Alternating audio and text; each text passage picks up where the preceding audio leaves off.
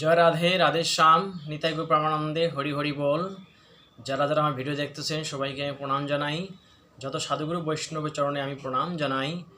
আজকে গীতা পাঠ শুরু করি, আরম্ভ করি। বন্দেহং শ্রীগুরু শ্রীযুত পদকমলং শ্রীগুরু বৈষ্ণবাঞ্চ শ্রীরূপং স্বাগতং সহগণা রঘুনাথ সঞ্জীবম সাদ্বৈত সাবতং পরিজনং সহিতং শ্রীকৃষ্ণ চৈতন্যদেবং শ্রী রাধাকৃষ্ণ পদনং সহ ললিতা শ্রীবিষামিতম বন্দে শ্রীকৃষ্ণ চৈতন্য নিত্যানন্দ কৃপাময়ী সর্বতা সর্বভক্তই সর্বভক্তজনাশ্রয়ী গুরুবে গৌরচন্দ্রায় রাধিকাদোলায় কৃষ্ণায় কৃষ্ণভক্তভক্তায় নমো নমঃ। আজলম্বিত ভজৌ কনকবদতৌ সংকীর্তনক পিতরৌ কর্ণতক্ষৌ বিশ্বম্বরৌ দ্বিজধরু বরৌ বন্দে জগৎপ্রিয় করৌ কর্ণবতরৌ বন্দে শ্রীকৃষ্ণ চৈতন্য নিত্যানন্দৌ গুরুর্ব্রহ্মা গুরুর্বিষ্ণু গুরুদেব মহেশ্বর গুরুদেব সাক্ষাৎ পরম তস্मै শ্রীগুরুবে নমো নমঃ। অজ্ঞানান্তি ম্লানদেশ্য জ্ঞানেন শলাকয়া চক্ষুরুন্মিলিतं তস্मै শ্রীগুরুবে নমো নমঃ। ওং অখণ্ডমণ্ডলকারং ব্যাপ্तं যেন চরাচরং তৎপদং দর্শিतं তস্मै শ্রীগুরুবে নমো নমঃ। হে কৃষ্ণ করুণা সিন্ধু দীনবন্ধু জগৎপতে গোপেশ গোপিয়াকান্ত রাধাকান্ত নমস্তুতে তপ্ত কাঞ্চন গৌরাঙ্গী রাধে বৃন্দাবনেশ্বরী বৃষভানুসুতা দেবী তাং হরিপ্রিয়ে বৃন্দাবী তুলসী দেবী প্রিয়ৈ কেশব চ বিষ্ণুপতে নমস্তভাং দেবী সত্যবতে নমো নমঃ। বাঞ্ছাকল্পতে ভচ্চ কৃপাসুন্দি এবচ পৈতনং পাবনে ভো বৈষ্ণবৈ ভো নমো নমঃ। ওম নারে নমস্কৃত নরঞ্চব নরোত্তমং দেবীং সরস্বতীং ব্যাসং তত জন্মুদ্রায়ে। হরে কৃষ্ণ কৃষ্ণ কৃষ্ণ হরে হরে হরে রাম রাম রাম হরে হরে। নিতাই গো প্রেমানন্দে হরি হরি বল। রাধেশ্যাম, জয় জয় শ্রী রাধেশ্যাম, জয় রাধে।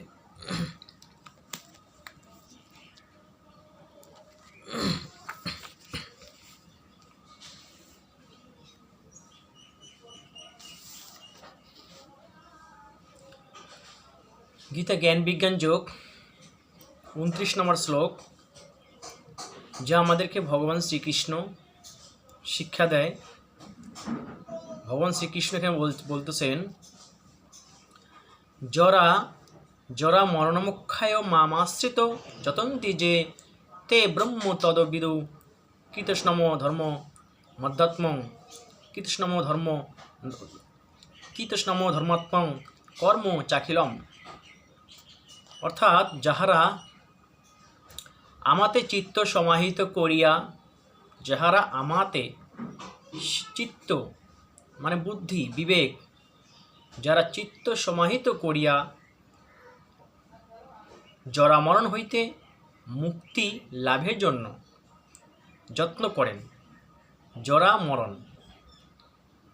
এই জড়দেহকে মুক্তি দেওয়ার জন্য, মৃত্যু থেকে মুক্তি পাওয়ার জন্য, যেন পুনরূপী জননম পুনরূপী জননী জঠরে পুনরূপী মনোরম, যেন পৃথিবীতে আমাদেরকে বারবার যেন না আসতে হয়, না আমাদেরকে আবার পৃথিবীতে জন্ম নিতে না হয়, তার জন্য আমাদের মুক্তি পাওয়ার জন্য, আমরা মুক্তি পাওয়ার জন্য যারা চিত্ত সমাহিত করে, একমাত্র ভগবানকে চিত্ত সমাহিত করে, যাদের বুদ্ধি, যাদের বিচার, যাদের ধ্যান, যাদের মন হৃদয় সমস্ত কিছু ভগবানকে অর্পণ করে।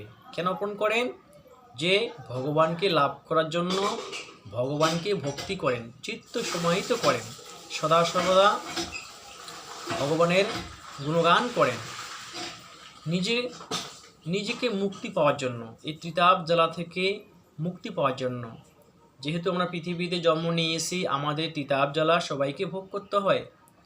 ত্রিতাপ জ্বালা কত রকম জ্বালা, শরীরের জ্বালা, দেহের জ্বালা, মনের জ্বালা, কত রকম, অসময়ে গরম, অসময়ে বৃষ্টি, গ্রহর খারাপ, কত রকম বিঘ্ন আসে আমাদের। এই ত্রিতাপ জ্বালাগুলি একমাত্র ভগবানের আরাধনা করলেই, ভগবানের পূজা করলেই, তাহলেই ত্রিতাপ জ্বালা থেকে জীব মুক্তি পায়, মানুষ মুক্তি পায়। তাছাড়া অন্য কোনো দ্বিতীয় পুরুষ আমাদেরকে এই ত্রিতাপ জ্বালা থেকে মুক্তি দিতে পারে না। একমাত্র ভগবান ছাড়া আমাদেরকে কেউ মুক্তি দিতে পারে না।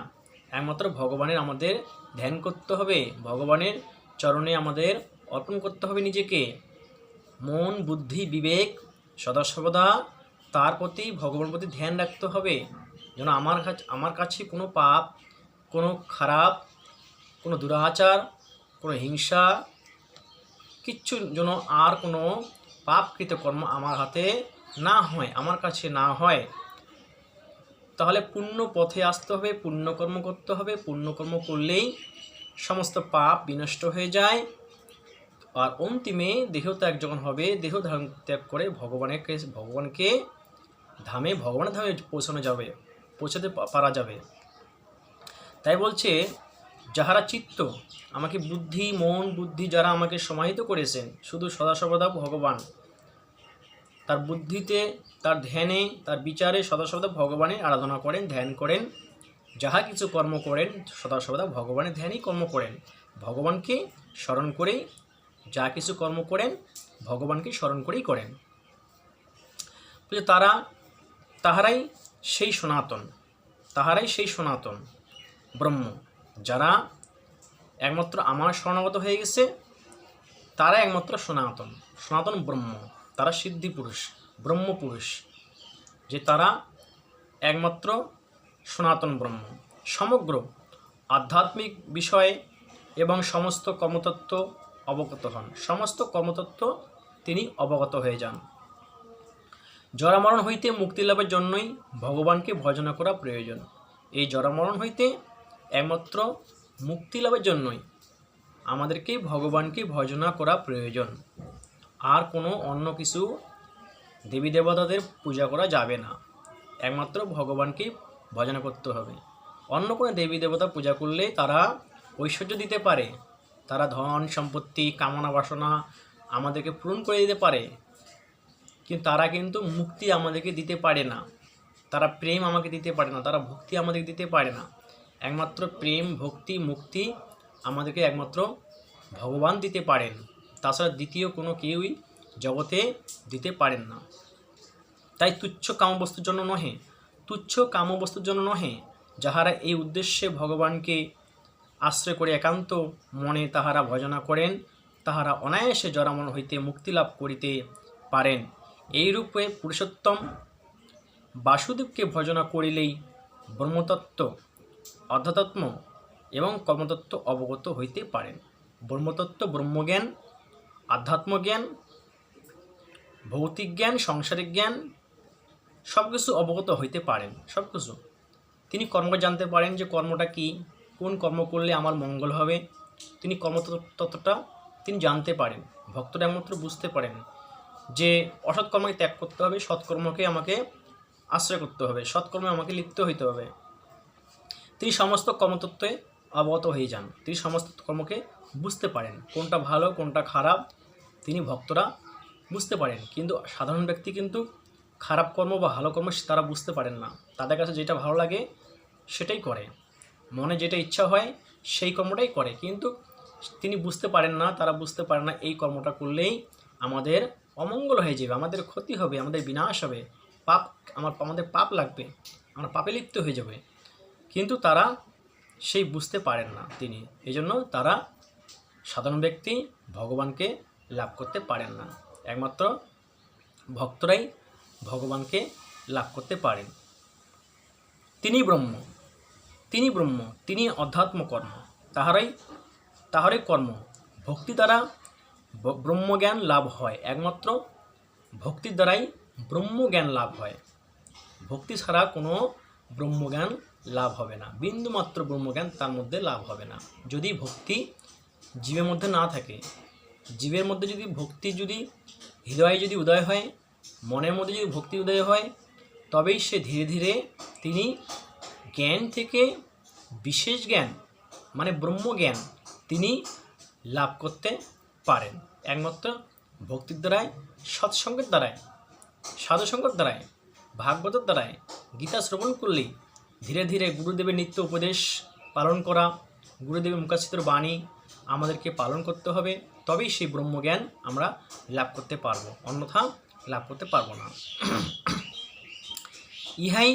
এই জ্ঞান বিজ্ঞান যোগাধ্যায়ের শেষ কথা, এটাই শেষ কথা। যার জ্ঞান থেকে বিশেষ জ্ঞান হয়ে গেছে, যে আর কিছু তার কিচ্ছু করার দরকার নাই, একমাত্র বিশেষ জ্ঞান থাকলেই, ভগবানের মধ্যে ধ্যান থাকলেই তিনি সমস্ত কিছু অর্জন হয়ে যায়, সমস্ত কিছু ফল পাওয়া যায়।